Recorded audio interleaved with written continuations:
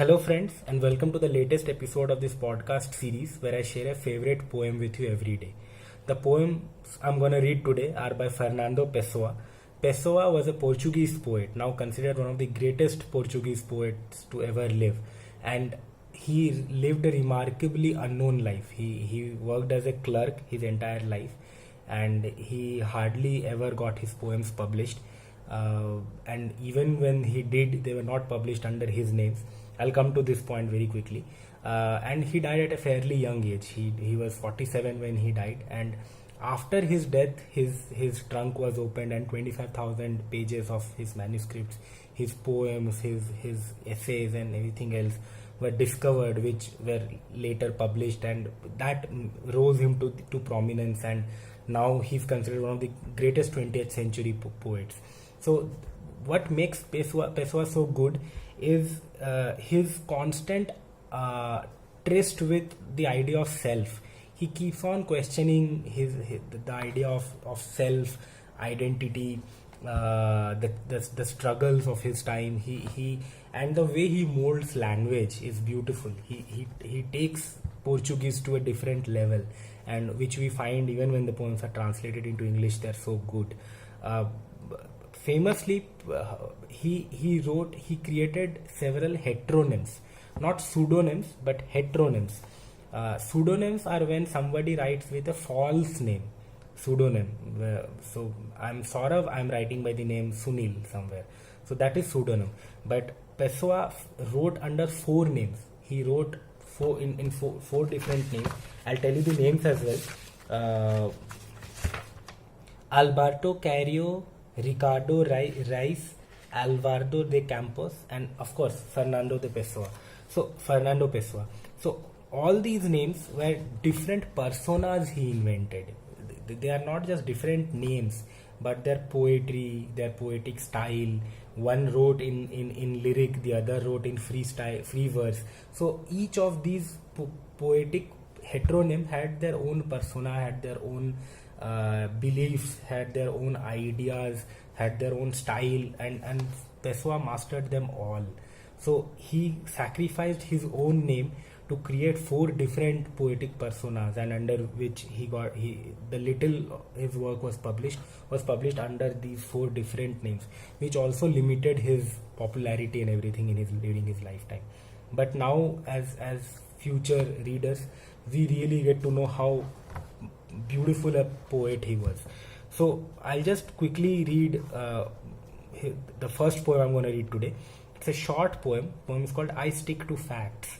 Just see how powerful the language is, and just feel that in all the other poems as well. I stick to facts. I stick to facts. Just what I feel, I think. Words are ideas. Rustling, the stream passes. And what does not pass, which is ours, not the streams. I have had verse be like that. Mine is alien, something that I too read. I have had verse be like that. Mine is alien, something that I too read. Such a powerful way of talking about your own poetry. This immediately reminds me of a story of a painter who was once asked, a legendary great painter, I don't remember his name, who was once asked what is his process of painting, what is his process of observing others' paintings and painting himself or herself. So the painter answered that when I'm seeing a painting, I have fingers in my eye. I have my finger in my eye.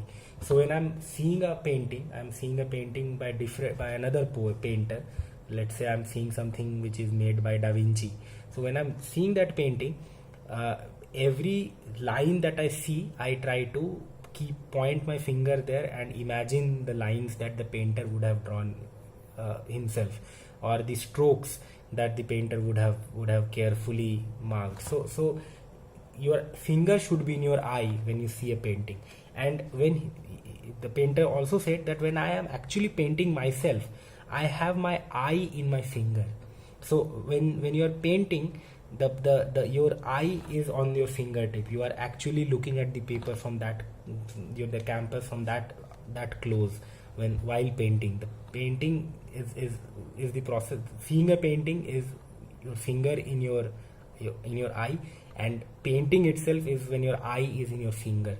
So by that same metaphor, one can say that when you are and using what Pessoa has said here, something that I too read, when you are writing, write like a reader. When you are writing something, become, and mine is alien, so become a little alienated from your writing, and see it like a reader would. Is it flowing well? Is it interesting? Also stay in a little bit awe of what you are reading. Write as if you this is the final thing that you have to say, the way a reader perceives it, something which is final, and something which is definitive, which is exclusive. But while reading, read like a writer would read like a writer.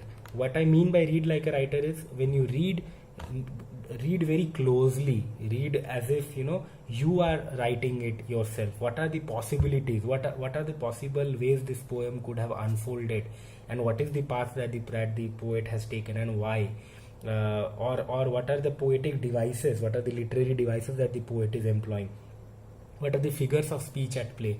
So this is something that I have felt, when we read Pessoa, we find that he says that something that I too read. He also shares a little bit of insight into his own writing process, which is interesting.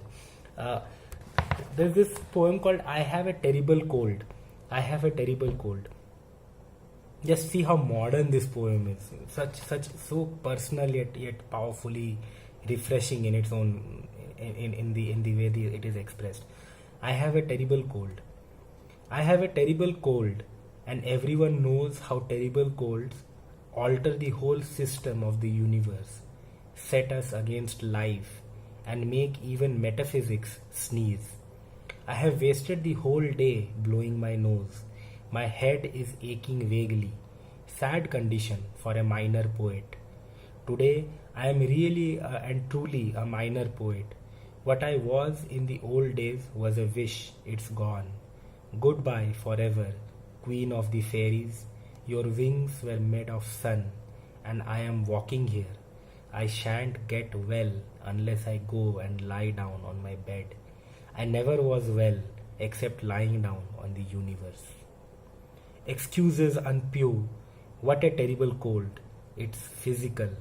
I need truth and aspirin. This line, this excuses in pew, it is written in italics, and it immediately gives you a sense of there is a sneeze inside the poem. Excuse in pew, ... What a terrible cold. It sounds like a sneeze somehow. What a terrible cold. It's physical. I need truth and the aspirin. The way to end the poem. Couple of days ago, I had read Purnima Lakshmeshwar's poem, and in one of her poems, the poem too ends with antidepressants, dissolving in water. So here again, I need truth and aspirin. This poem also ends with a medicine in the end. So nice way to end a poem. I know I alone. Just see how beautiful this poem is. And in this poem, the last two lines are again my favorite. Like one of the most beautiful ways to express something.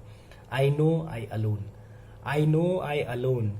How much it hurts, this heart, with no faith nor law, nor melody nor thought. Only I, and none of this can I say, because feeling is like the sky, seen, nothing in it to see. Because feeling is like the sky, seen, nothing in it to see. The sky is feeling, the closest image or metaphor, comparison that one can make with feeling is that of the sky. And what is the sky? It is something which is seen, but then again, nothing in it to see. So what powerful irony to end the poem. Also look at how the poem ends in a slant rhyme. only I is rhymed with because feeling is like the sky. The third line. And none of this can I say is rhymed with seen, nothing in it to see. So say is rhymed with see. So there's a sense of incompletion in the way the rhyme is complete. So this is very beautifully composed of lines of poem, but such a powerful way of rendering it. See this poem again, a 4-line short poem. Harvest woman, harvest woman. But no, she's abstract, is a bird of sound in the air of air soaring, and her soul sings unencumbered because the song's what makes her sing. But no, she's abstract, is a bird of sound in the air of air soaring, and her soul sings unencumbered because the song is what makes her sing. The level of abstraction in this poem, the first line itself says, but no, it immediately refutes the title of the poem. She is not a harvest woman.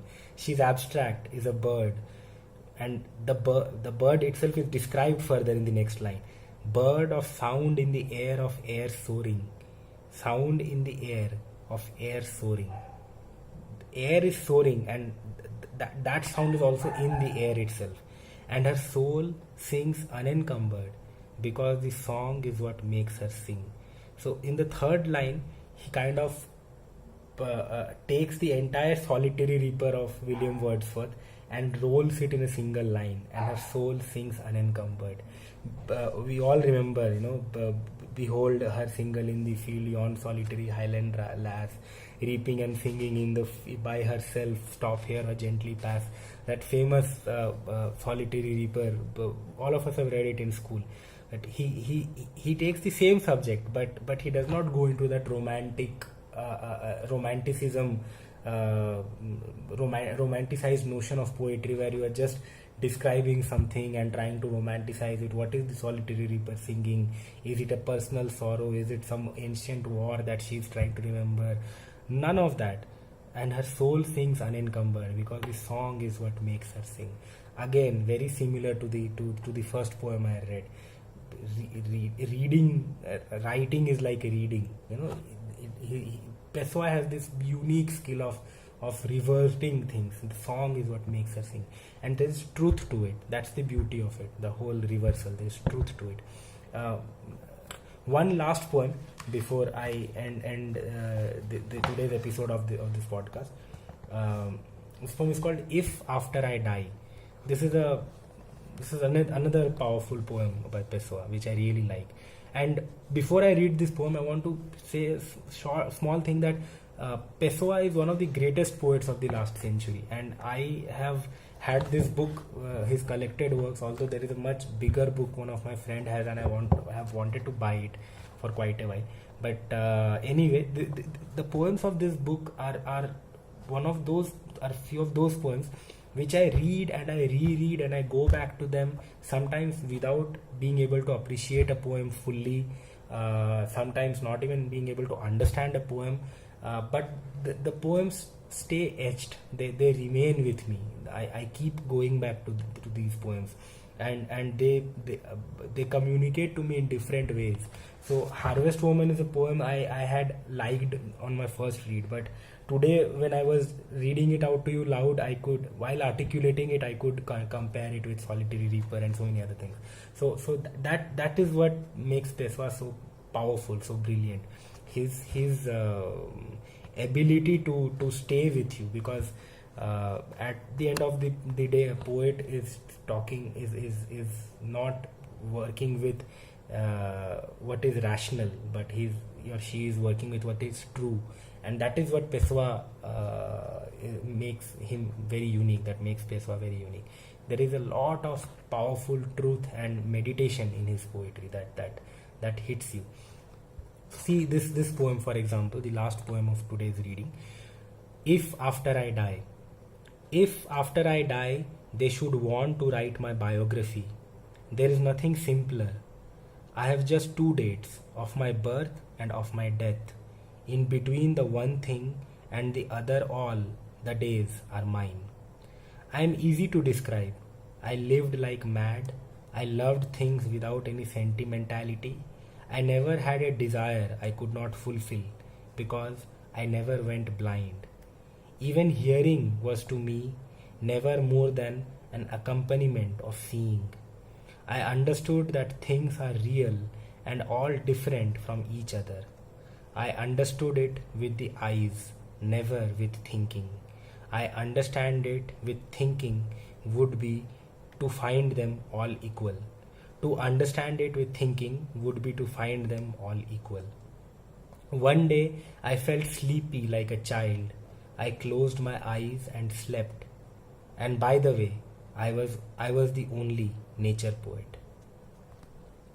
And by the way, I was the only nature poet. That's how Pessoa introduces himself in his death poem, kind of a death poem. He says so much about himself that uh, I understood it with eyes, never with thinking. He was. Um, I understood that things are real and all different from each other. Even hearing to me was to me never more than an accompaniment of seeing. So such powerful confessions in this poem. So yeah, do read Pessoa. He's a brilliant poet, and thank you so much for being a part of today's reading. And we'll meet again tomorrow with a new poet and a new poem. Stay safe and take care. Thank you so much.